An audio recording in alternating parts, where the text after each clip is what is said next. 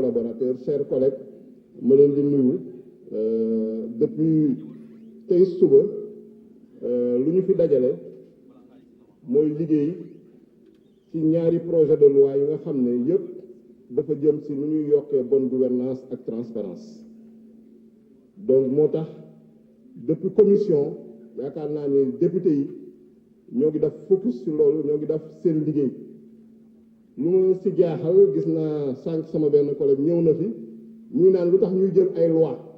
alors que législateur la dañ ko indi assemblée nationale pour mu jël ay loi muy laajte lu tax ñuy jël ay loi loolu jaaxal na législateur kay day jël ay loi assemblée nationale rek mën a voter loi loolu lañu bind ci constitution bi l'assemblée nationale vote seule la loi contrôle l'action du gouvernement évalue les politiques publiques ñu waxaat mu ne amendement yi bëri na mais assemblée nationale du chambre d'enregistrement nekkatul chambre d'enregistrement seen période chambre d'enregistrement la woon léegi chambre de perfectionnement la su jaree amendement su jaree 100 amendement nañ def 100 amendement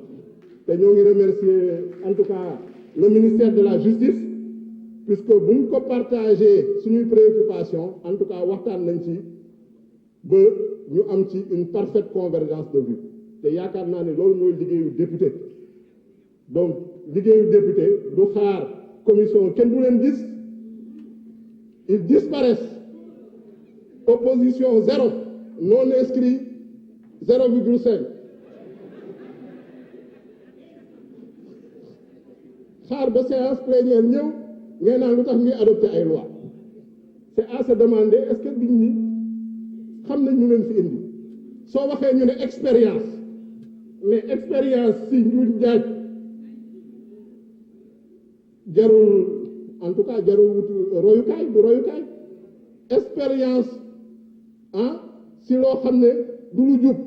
kenn soxlawu ko lu ñu soxla mooy expérience si jubal jubanti en tout cas groupe parlementaire Pastef si loolu la woote te bëgg nañu suñu collègue yëpp fekk ni suñu parce que dañu gis ni débat bi suñ ne guy gi ñu ne Dakar bi duñu wax sax si projet de loi yi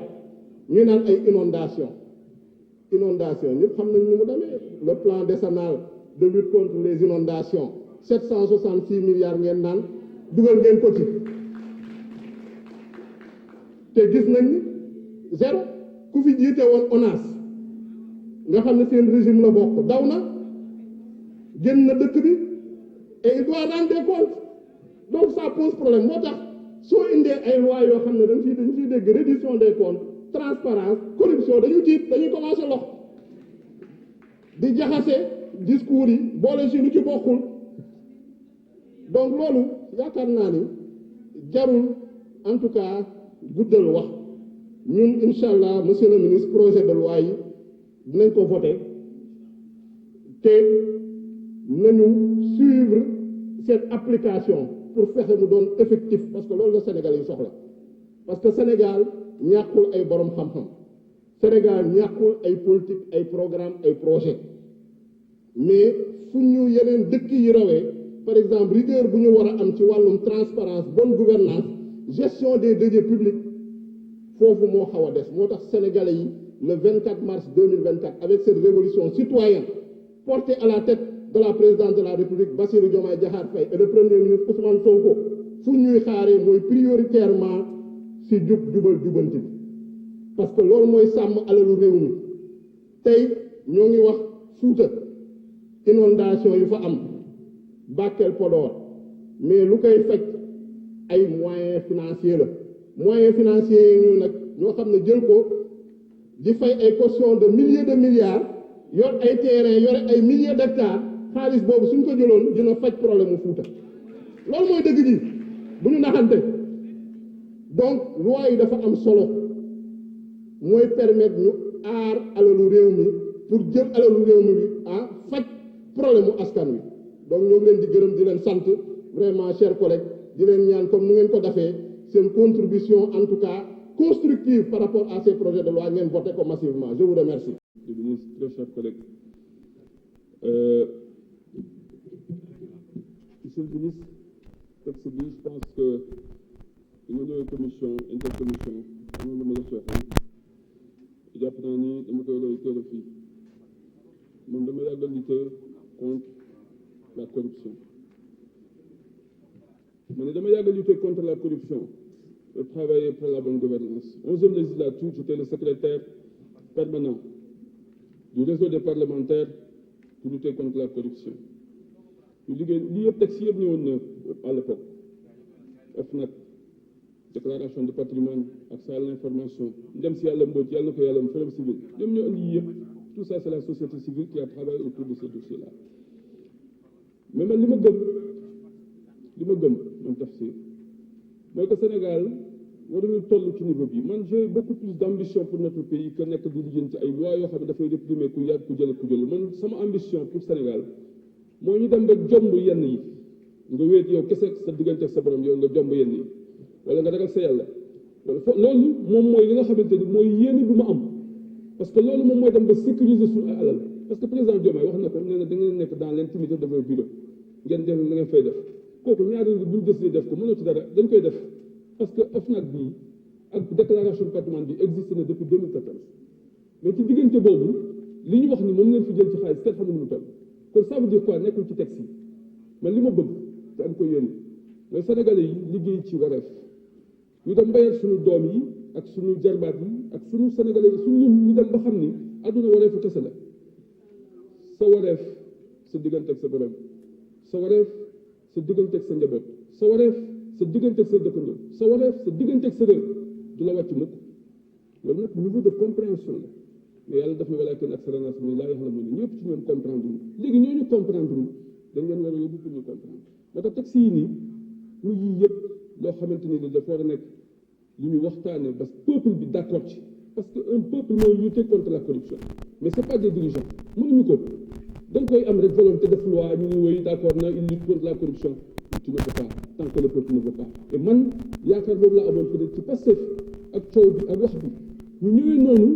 mais ni ñu précipité nii je donne l'exemple de la loi sur la déclaration de patrimoine mais c'est pratiquement un contre-projet qu'on nous a proposé en commission tous les articles pratiquement ont été modifiés tous les articles. Le président Diomaye, le 31 décembre, lui de déclaration, j'étais sur le plateau avec Madame Amadou. Il avait dit que tous les agents de l'État n'ont pas de déclaration de patrimoine. À l'époque, nous m'avons dit attention, attention à la déclaration de patrimoine. Parce que la matière là, nous sommes un pays en construction. Les Sénégalais qui veulent travailler pour leur pays peuvent avoir leur argent. C'est ay milliards liggéey ko seen bopp am seen xam-xam seen bopp nga ñëw ni leen yow da ngay def déclaration de patrimoine je te paye 500 000 par weer wala 1 million par weer mu ngi la jël le salaire bi mais xool jox ma sa loi sur la déclaration de nga jox ko mu ni je ne travaille pas je pars parce que imaginez ñu ne la yow boo defee erreur sa déclaration de patrimoine mais mën nga tëdd ba 4 ans nangu sa alal yëpp ça pour moi c'est encore tôt pour le Sénégal man loolu laa jàpp loolu laa gëm dafa teel a gëm parce que réew mi aussi boo koy tabax da nga soxla ñëpp tu as besoin de tes fils partout où ils sont ñu am xam-xam am xaalis ñëw taxaw jàpp seen réew mais boo leen bëggee yéen imposer yi parce que Sénégal fi lañ nekk ñun ñëpp da ngay am sa salaire sa jabar sax du xam ni ngay fay sa jëkkër da ngay nekk ak yow doo xam sax lu mu am loolu mooy Sénégal waaw dama lay wax rek la réalité la nga bëgg a jël yow léegi ñu la sa alal bi jël ko koo xamante ni dañ ko woo ni ko kaay def appel à candidature nga ñëw dugg OFNAC yow yaay jël sama man patrimoine man xaw ma la xamoo ma mais pourtant mën nga may gëstu yow ba xam sama alal après leen démissionné lan moo la ci après yàqal ma yàq sama àdduna te loolu dama jàpp ni lu ñu war a bàyyi xel la je ne dis pas qu'on ne doit pas lutter contre la corruption je ne dis pas que les gens ne doivent pas faire de déclaration de patrimoine je ne le dis pas je suis pour mais lu ñu war a seetantan la waruñu ko yàkkamti parce que la ma ci jublu mooy ñu am résultat te résultat pour nga am ko il faut pas nga précipiter li ngay def da nga ko war a benn parce que loolu laa gëm loolu moo di mën di bëgg nag sudu monsieur le ministre yal na yàlla dolli sutura yal na yàlla jàppale. qui était illégalement sorti du conseil municipal yu jëlee sa rôle adjoint te yàlla defaraat na mbiri ñi fàtte woon ni ci Yewwi Askan Wi que Pastef ak Ousmane Sonko moo leen fal ñenn ñi gis nañ ko ci législative ñenn ñi gis nañ ko tey ci sa élection ñi des nañ ko gis ci élection locale yi dama ñëw rek pour dellu si tuuti ci li nga xam ne wax nañ ko fi sànq je répète les propos que j'ai tenus fii kenn indiwu fi ay loi parce que wane na ni suy politique du xeex ak ay opposants kon dañ leen di liquider avant législative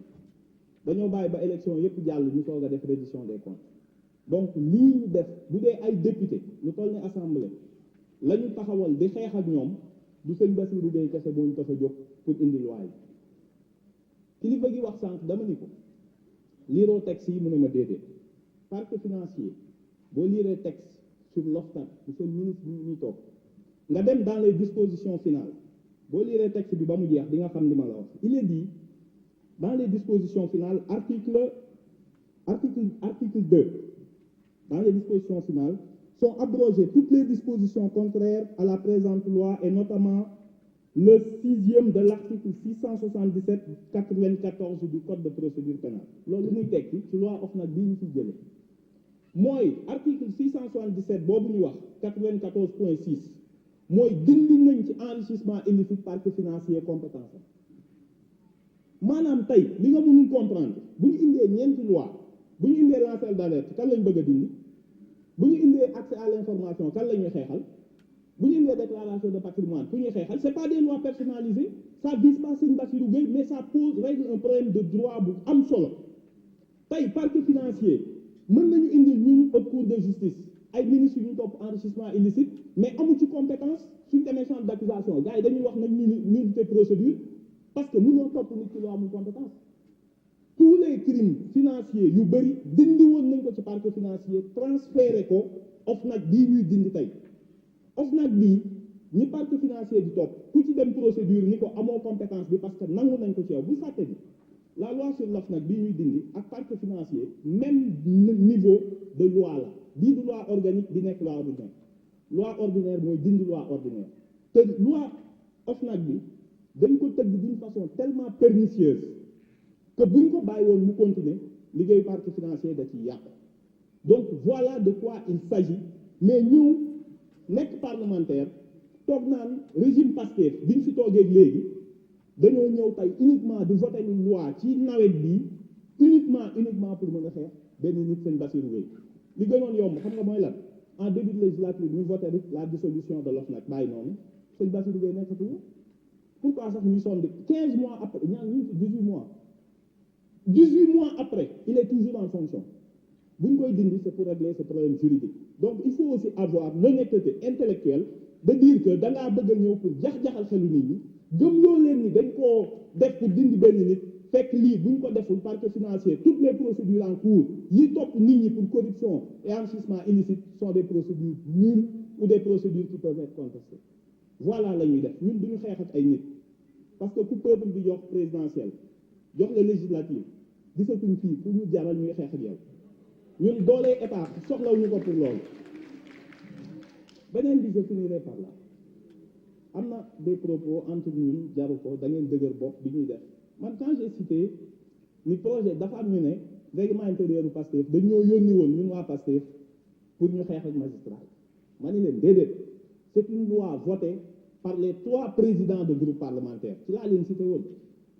te li ngay wax naan dañoo censuré sur l'audition des magistrats c'est pas vrai kenn censuré wuñu dañu ni bu ñu leen woowee dañuy ñëw de façon volontaire mais pas sur autorisation du ministre c'est une réserve d'interprétation censuré wuñu ko bu ñuy voté ay loi opposition na ngeen am honnêteté bàyyi jax-jaxal xelu nit ñi naan yéen a ngi voté ay loi alors que mbënn mi am na alors que ceeb bi yokk na et cetera lii bu ñu ko deful xeex bi ñu bëgg a xeex guerre recouvrer les biens les deniers publics du mën a ne mais viser ñu ko pour xeex nit parce que bu lay xeex ci urne yi la lay xeex duma la tëral la gis nga tey président ministre Abbas ni ñu ko élire